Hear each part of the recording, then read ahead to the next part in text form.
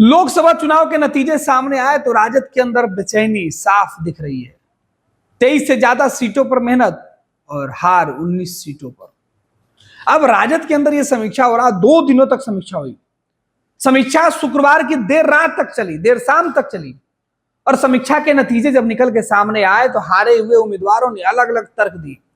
Meeting के अंदर जो बातें की गई उसमें कहा गया कि हमारे पास संसाधन की कमी रही, हमारे पास चेहरों की कमी रही, हमारे पास लोगों तक डायरेक्ट जो बातें हैं, जो मैसेज है वो पहुंचाने में कमी रही। तमाम लोगों की शिकायतें सुनने के बाद लालू और तेजस्वी चुपचाप उनकी बातें पेन डाउन करते रहे। और अंत में जब तेजस्वी यादव ने सवाल पूछना शुरू किया तो आरोप सवाल उठाने वाले उम्मीदवारों की बोलती बंद हो गई। दरअसल राष्ट्रीय जनता दल की बैठक में यह कहा गया कि हमारे पास संसाधन की कमी थी बीजेपी के बनस्पत। यही वजह है कि भाजपा ने और जेडीयू ने जिस तरीके से संसाधन का इस्तेमाल किया कि उनके चुनाव के परिणाम बेहतर रहे। लालू प्रसाद यादव और तेजस्वी यादव ने कहा कि इस बार जिस तरीके से हमने मेहनत किया था कि हमें ज्यादा सीटें आनी चाहिए थी, लेकिन हमने जिस तरीके की तैयारी की थी, हमने जिस तरीके से चुनाव लड़ा, जिस तरीके से सभाओं में भीड़ हुए, लोग हमारे साथ एकजुट हुए, वोटर परसेंटेज बढ़ा, लेकिन जीत का आंकड़ा हम हासिल नहीं कर पाए। कारण क्या रहा? अलग अलग दलीलें दी गई। कुछ लोगों ने कहा कि हम सही तरीके से लोगों तक अपने मैसेज नहीं पहुंचा पाए। लोगों ने यह भी कहा कि चुनावी जनसभाओं में जो लोग हमारे साथ खड़े हुआ करते थे वो मतदान केंद्र पर नहीं पहुंच पाए, या मतदान केंद्र पे हमारे जो कुछ लोग थे वो सही तरीके से मैनेजमेंट का खेल नहीं कर पाए। और सबसे बड़ा सवाल तेजस्वी यादव और लालू यादव पर उठा कि ऊपरी स्तर पर मैनेजमेंट नहीं हो पाया, क्योंकि आप चुनाव में व्यस्त हुआ करते थे, सीधे तौर पे आपसे बातचीत कम हुआ करती थी, डायरेक्ट कोऑर्डिनेट नहीं हो पा रहे थे, तो संसाधन यहां बड़ा मुद्दा बनाया गया। तेजस्वी यादव ने उन नेताओं को कहा कि अगर संसाधन की कमी और संसाधन का रोना ही है आपको, तो सोचिए आपके सहयोगी माले ने 3 सीटों पर चुनाव लड़ा और 2 पर जीत कैसे हासिल कर ली, क्योंकि माले के पास तो कोई संसाधन नहीं था। माले के पास ना प्रचार का कोई तरीका था, माले ने कभी भव्य तैयारी नहीं की थी, क्योंकि वो लोगों के पास डोर टू डोर जाके मिलते रहे, वो लोगों के पास अपनी उपस्थिति दर्ज कराते रहे।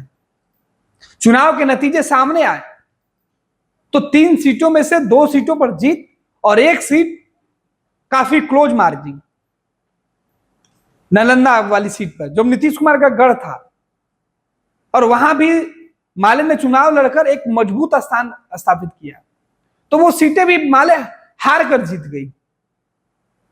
जीत भले जेडीयू की हुई है, लेकिन माले का मानना है कि वो सीटें हमने जीत ली है, क्योंकि हमें मौका नहीं मिला, पहले से तैयारी करने का मुझे मौका नहीं मिला, सीट बंटवारे में विलंब हुआ, और पहले से हम शायद और मेहनत किए होते तो चुनाव काराकाट और आरा की जो लोकसभा की सीट है ठीक उसी प्रकार से निकल के नालंदा की आती। तो काराकाट में कोई बड़ा जनसभा नहीं हुआ माले का, आरा में कोई बड़े कार्यक्रम नहीं हुए, कोई दिखावा नहीं हुआ, कोई दिख नहीं रहा था, जबकि कई जगहों पर तेजस्वी यादव खुद जाकर घूम घूम के चुनाव प्रचार कर रहे थे, और तब वहां चुनाव के नतीजे सही नहीं है। राजद के लिए चुनाव के नतीजे ठीक ठाक नहीं हुए, और माले ने एक नेता, एक जो उम्मीदवार था, वो अपने 4-5 लोगों के साथ डोर टू डोर कैंपेन करता रहा, घूमते रहा, उसकी सादगी, उसकी बातें लोगों को समझ में आने लगी। जिस तेजस्वी यादव के चेहरे पर माले ने 3 सीटों पर चुनाव लड़ा, उसमें से जीत 2 सीटों पर हासिल की, और उसी मैनेजमेंट पर, उसी संसाधन पर राष्ट्रीय जनता दल को उनके अपने उम्मीदवार नहीं जीत पाए। ये वही उनके वोटर थे जो माले के लोगों को जिता दिए और राजद के लोगों को हरा दिए। ये तर्क जब तेजस्वी यादव और लालू यादव के सामने आया, तो जब तेजस्वी ने यह बातें कही तो फिर जो लोग आरोप और जो लोग सवाल उठा रहे थे उनकी बोलती बंद हो गई। बैठक के अंदर यह भी समीक्षा किया गया और तेजस्वी यादव ने साफ तौर पर कहा कि जिन विधानसभाओं के अंदर, एक लोकसभा के अंदर जो 5-6 विधानसभाएं आती हैं, उन विधानसभाओं में जहां जहां पार्टी को वोट कम मिला है उसके लिए जिम्मेवार वहां का स्थानीय विधायक है, और ये विधायक बक्से नहीं जाएंगे। जिन विधायकों ने वोट ट्रांसफर नहीं कराया पाया, जिन विधायकों के गलत रवैये की वजह से वहां के लोगों के बीच नाराजगी दिखी कि वो पार्टी को वोट नहीं कर पाए, तो अगले बार पार्टी ऐसे लोगों को वोट, जो टिकट देने का जब मौका आएगा, वोट नहीं दिलाने वाले लोगों को, तो टिकट देने से पहले पार्टी विचार कर सकती है और आपके टिकट कट सकते हैं, आपके दावे खारिज हो जाएंगे, नए लोगों को लाया जाएगा।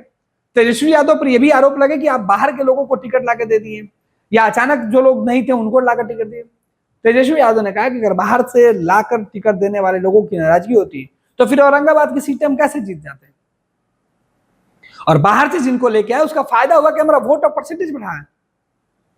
सवाल उठाने वाले चुप, क्योंकि जिन जगहों पर हार हुई थी वहां जो उम्मीदवार थे वो पूरी तरीके से सफल नहीं हो पाए, वो सक्षम नहीं थे वोट ट्रांसफर कराने में, वो अपने लिए वोट नहीं मांग पाए।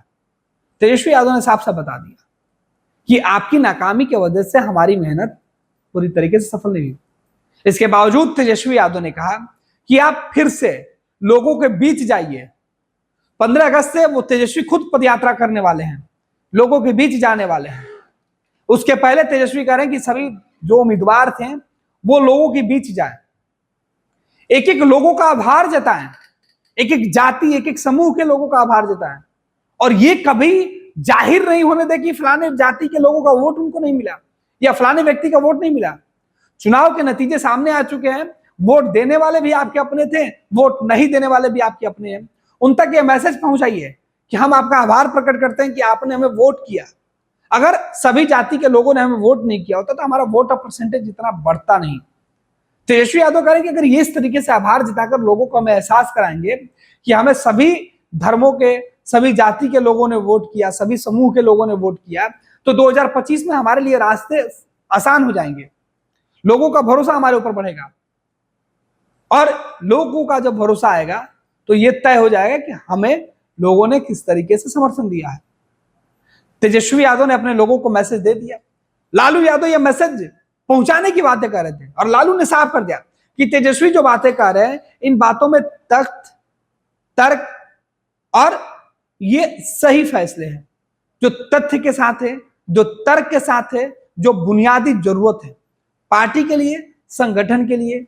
और ऐसे फैसले की जरूरत है जब 2025 में अपनी सत्ता में आने के लिए, संगठन को मजबूत करने के साथ, पार्टी को सरकार के साथ खड़ा होने के लिए, सरकार में आने के लिए, अपने दम पर सरकार बनाने के लिए। अगर इस तरीके से हम अगर काम करेंगे, लोगों के बीच पहुंचकर लोगों की बातें सुनेंगे, लोगों की जनभावना को समझेंगे, तभी तो हमारी सरकार बन पाएगी। सभी लोग सहमत हो गए और तेजस्वी यादव ने जो टाइम फिक्स किया कि आप 2 महीने के अंदर एक एक गांव में जाइए, एक एक पूरे लोकसभा के अंदर जो 5-6 विधानसभा सीटें हैं, हर एक विधानसभा सीट पर जाइए, हर एक गांव में जाइए, हर एक समूह के लोगों के पास जाकर उनका आभार जताइए।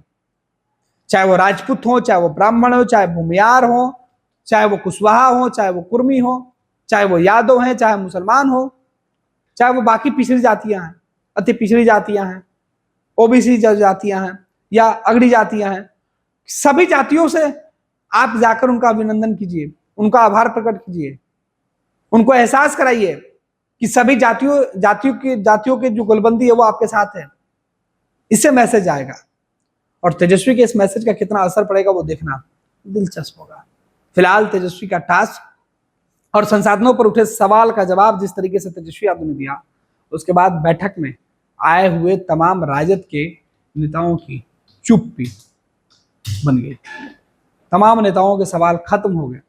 तेजस्वी ने कहा कि शिकायत करने से समाधान नहीं निकाला जा सकता, बल्कि समस्या का समाधान खोजना होगा, ढूंढना होगा, विकल्प तैयार करना होगा।